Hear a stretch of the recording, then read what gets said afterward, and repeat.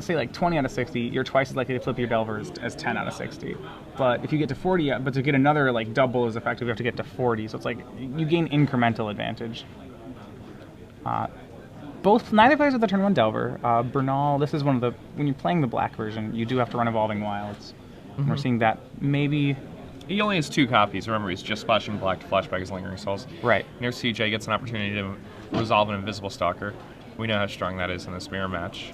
Yeah. And that also puts Joe in a little bit of a strange spot because he's playing a lot of sorcery speed things in the form of like Lingering Souls and Geist of Saint Traft, and he's going to be forced to tap out for those things later on in the game, and that may give CJ an opening to resolve and equip a Runechanter's Pike or a Sword of War and Peace. Remember that Joe does have the 1 Revoke existence. Were he to draw it, he can, that'll probably catch CJ by surprise. There's no way CJ would see that coming. Right. Bernal just with a turn 2 Pike. That's fine. So both players with half of the good combo. But now, you can have a Stalker by itself. Like, Bernal can let him have a Stalker by himself, and CJ can conversely let him have a Pike, and it's fine. All right, there's the namesake Telltale equipment. And I like this by CJ. Joe's tapped out. Choose the opportunity to get your sword on the table. Too often when I'm commentating these matches, I see people holding onto swords so they can play and equip it on the same turn, even when their opponent's tapped out. Of all the opportunities, that's probably the most important 3-drop for him to resolve once he has the Stalker.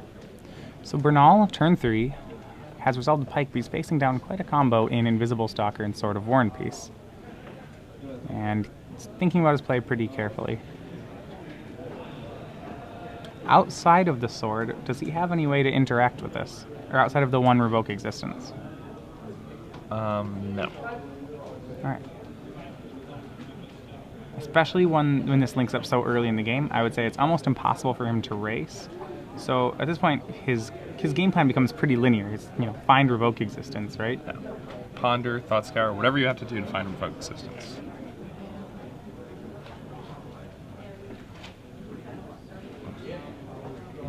I think as you said before, this is one of the ways where both players need to be so careful about equipment resolving game 1. And he does have it. That was a bit of a slow roll, even.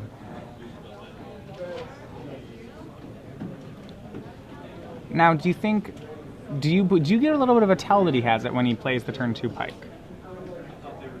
Obviously, C.J. Anderson won't be playing around it, probably wouldn't expect that, but... I guess so. I didn't really think about it at the time. And there's just no way your opponent's going to play around it, though. Right. Like, never in a million years. I mean, you have to call him on it, too. If he has the Revoke, he'll continue to have it. So CJ resolves Geist of Saint Traft, keep 1 mana up, and Joe Bernal end-step Thought Scours, milling 2 lands. So Joe Bernal on 18 has a Pike, 3 lands in play. CJ 4 lands, Invisible Stalker, Geist. He had his Sword of War and Peace Revoke existence, so it's exiled now. Really, Joe can largely ignore the Invisible Stalker here. As long as he can get the Geist off the table, he should be just fine. He'll make a Stalker of his own, right? That is a Stalker of his own. Yep. And he'll hook up Pike to it. In his graveyard, he has 2 instants, so that should be enough to pretty much stop the Geist. Yeah, the Geist won't be attacking now.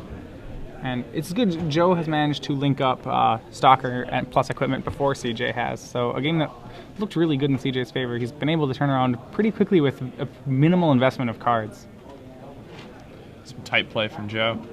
Also note, both players now have Moorland Taunt online. No one with anything dead yet, but there's, Haunt advantage has been made by both players.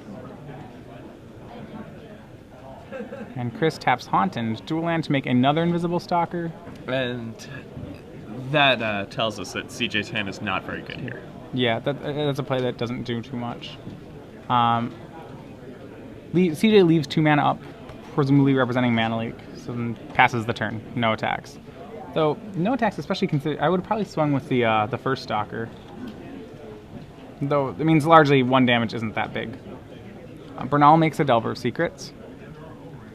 I don't know why you don't just... Like, the Invisible Stalkers always turn sideways in that spot, right? Like, unless there's a situation where, like, you have a Pike and your opponent has a Geist. Right. But... Well, like we saw to Bernal last turn. Yeah. Joe Bernal makes a 5th land, so he could swing and throw the pike back, but CJ instead Vapor Snags the Delver, bringing Bernal to 17. I believe this is on end step. It is on end step. And CJ And Joe untaps. wants that to happen. Yeah, I mean, Joe still has control. He has the board controlled. So at that point, if Vapor Snag becomes an unsummon, it's just unsummon, which is, in the end, card disadvantage, especially when you're unsummoning a 1-drop. It's going to pay 1 to probe Bernal. Bernal has a Geist, a Gut Shot, a Vapor Snag, and the Delver of Secrets that was bounced. Not too bad of a hand.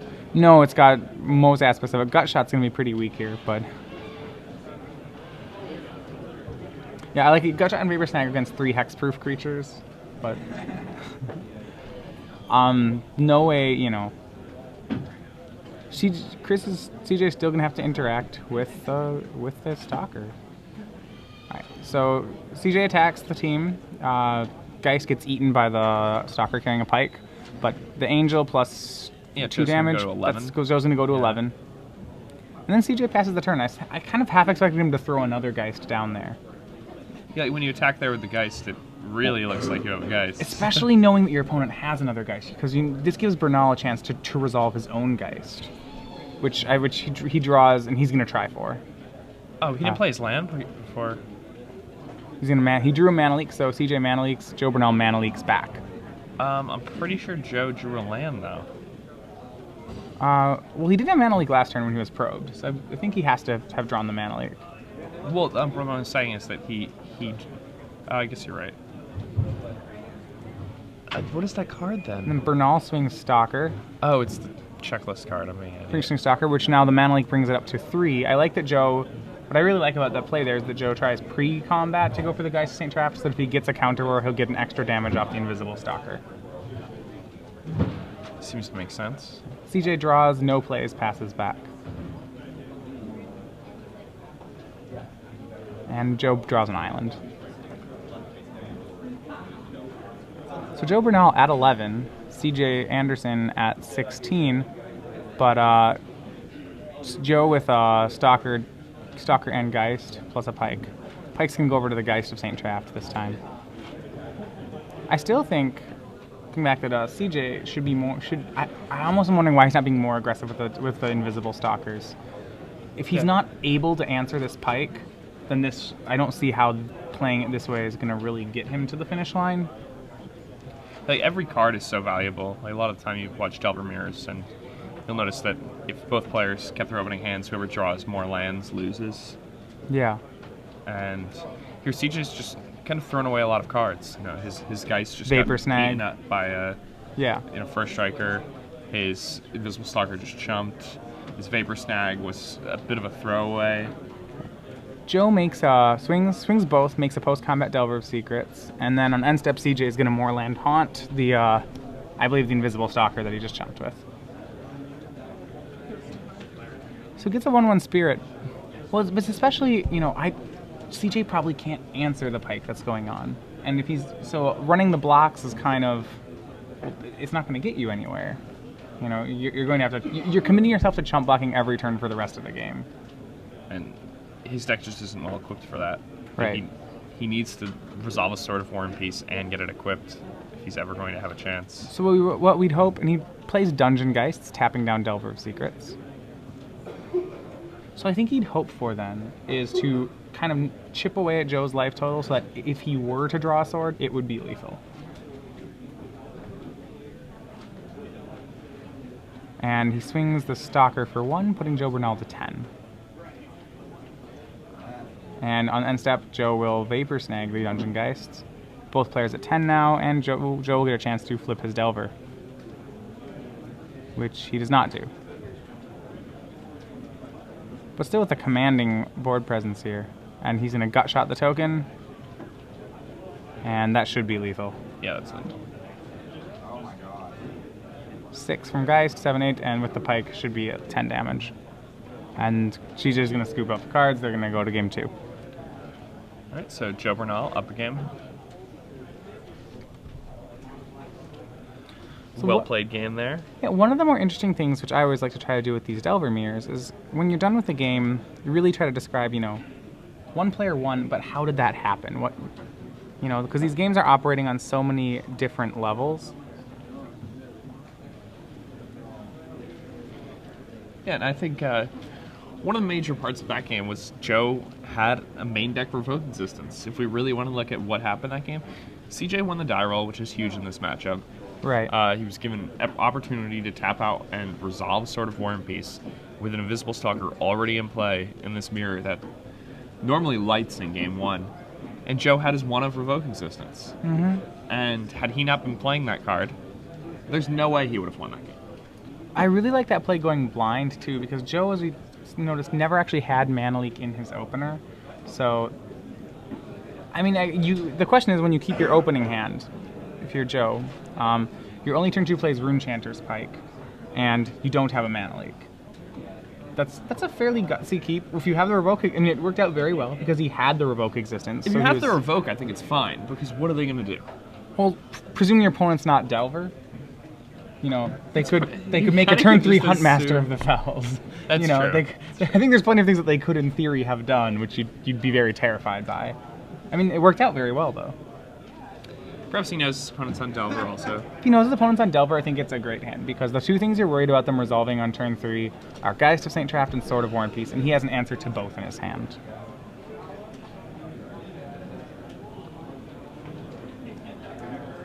So would you say, then, of the equipment, is the equipment as threatening if, say, CJ on turn 3 had tried to had a Rune Chanter's Pike instead of Sword of War and Peace?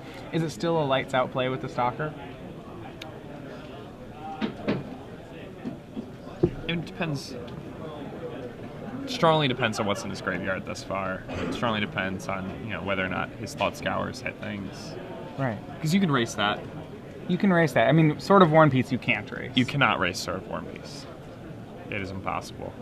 Maybe later on in the game when both players' hands are empty, but certainly on connecting on turn 4 on the play, that's swinging 10, 12 life points a turn.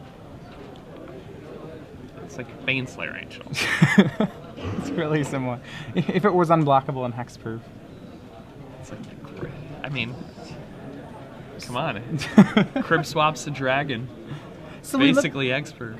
We look at their we look at their sideboards. CJ Anderson has 2 more Dungeon Geists. Against this more tokens build, I don't think he brings them in, or at least I would be a little wary of it. He does have a Steel Sabotage, which almost certainly gets played, and a Timely Reinforcements, which against the tokens decks, I'm a very big fan of. When I'm not the Souls Delver, but I'm playing against Souls Delver.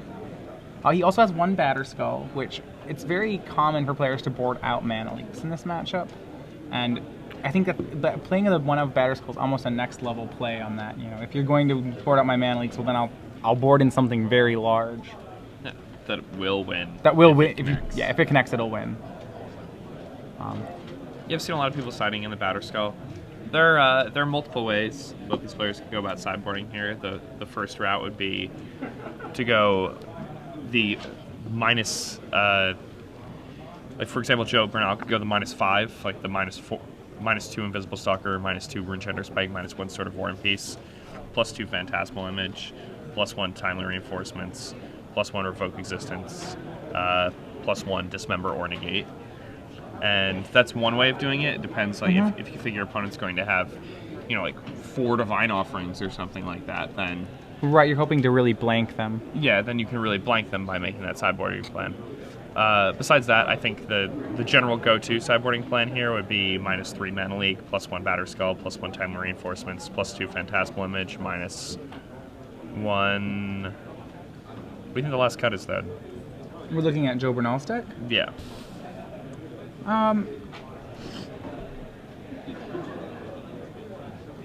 So we're saying the -2 Stalker, -3 Pike plan? Well, now I'm saying that's like his one option. Right. But the other option would be to take out 3 Mana Leaks and another card to bring in Batterskull, Timely Reinforcements, Revoke Existence. I'm not a huge fan of Phantasmal Images. Gutshot in the mirror. It's fine. Well, if you're on the draw, I do like it. If you're on the draw, I think it's really important. What's note, CJ Anderson does not play Gutshots. He has 1 Dismember, but other than that, he's opted for 2 Probe, 2 Mutagenic Growth. Chris Anderson, CJ is mulliganing. Joe with a keep. CJ, remember, on the play game 2 here.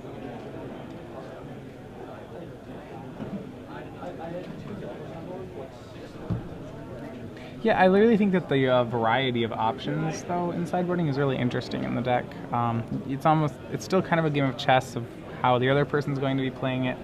I don't think I like the timely out of Bernal here, just because it's going to really have negative, and it's going to work really poorly with Lingering Souls. There's going to be I feel like there's a good chance that if he draws one, it'll be dead on the board, even though he's on the draw. That's fine. It's surprising to not side that card in on the draw. But I guess maybe it's just more for the red-green decks from him. Well, out of a list more like CJ's, then that card's ridiculous here. But all it takes is one Lingering Souls for Joe to have trouble turning on timely reinforcements. Does CJ have access to Corrosive Gale at all, or neither? Like CJ does not have Corrosive Gale. CJ with a turn 1 Delver, but it's going to get gut shotted. Looks like Joe has a Thought Scour, something like that. CJ decides to so CJ makes a land Delver, Joe Bernal land, gut shot, no play. CJ makes a second land, leaves 2 mana up and says go. Joe Bernal plays land back, passes the turn. Both players kind of trenching in for a late game matchup, which I think will favor Bernal. I mean, it's going to favor whoever has more lands in their hand. Which CJ passes on 2 lands without the third. Yeah, so as you said, definitely favor Bernal then. All right, Joe Bernal plays the 3rd land, passes the turn there, and CJ on end step's gonna Thought Scour. He mills Pike and Image and draws a card. And card for turn. CJ did hit a 3rd land, but he plays the 3rd land, just says go. Bernal end step is going to flash in Snapcaster Mage, which CJ will mana leak. Ooh. I think it's a little ambitious. Joe's probably pretty happy about that. I mean, it gives him time here to resolve, a Geist, I think, would probably be really nice. Even a Sword would be very nice, but he's going to tap 2, resolve Runechanter's Pike, and another Runechanter's Pike. A little bit surprising there that's what it's one of the weak... had. I mean, I think that's probably just what he has. CJ will resolve Stalker, holding up Mana Leak. But yeah, I mean, I would have really liked to have resolved a creature there, but she didn't. And he does not have a Moorland on, so Joe will make a 5th land, just say go. 2 Pikes in play, CJ Anderson with 4 lands in play, and an Invisible Stalker. And first blood will be CJ's, he knocks Joe down to 19, and plays another Invisible Stalker. CJ so far having been a really big fan of Invisible Stalkers without equipment this match. Hey, they tried to get equipment. They tried, that's true. Bernal with an Evolving Wilds as a 6th land, just passes back the turn. 5th land by CJ. No players with a Moorland haunt yet. Oh yeah, it's an Evolving Wilds. It's an Evolving Wilds. Right. Always gets you, that Evolving Wilds. And he'll hit Bernal to 17, so he has him on a clock, albeit a really slow clock. So CJ almost certainly has a mana leak here. But as we'll see, mana leaks do tend to get pretty weak as the game goes on. Joe having made his 6th land drop, nothing in the deck costing more than 3. Alright, so now he's hit 6. We're going to see Geist of St. Traft. CJ will attempt to mana leak it, and Joe will pay. Now in his graveyard, Joe just has the 1 instant, just a gut shot. I think he's in the market for the first strike, really. CJ draws and immediately ponders.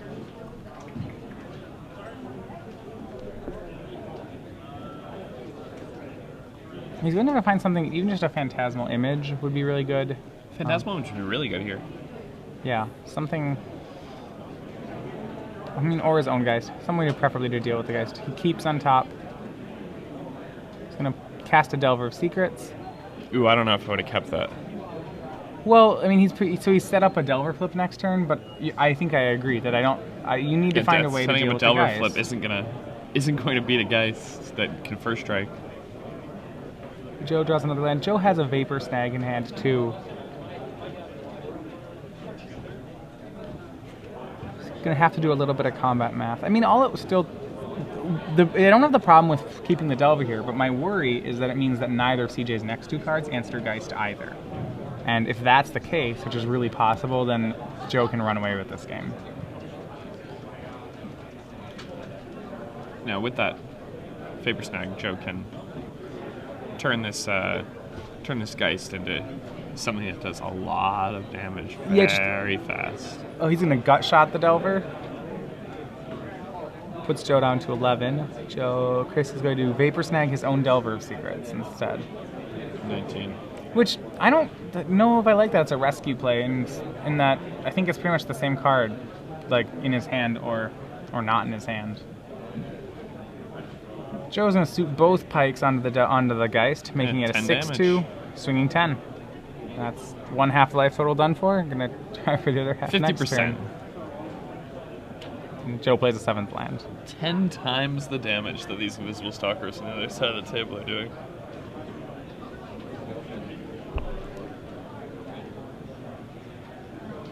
I'm going to recast his Delver. Swing 2, so both players go to 9. And he's going to pass the turn. Remember, Bernal still with that Vapor Snag. Yeah, almost certainly going to try for it. It's done. And Joe's going to Vapor Snag the Delver. And go for the kill. CJ probably has a Vapor Snag of his own for this Angel, if he hasn't conceded yet.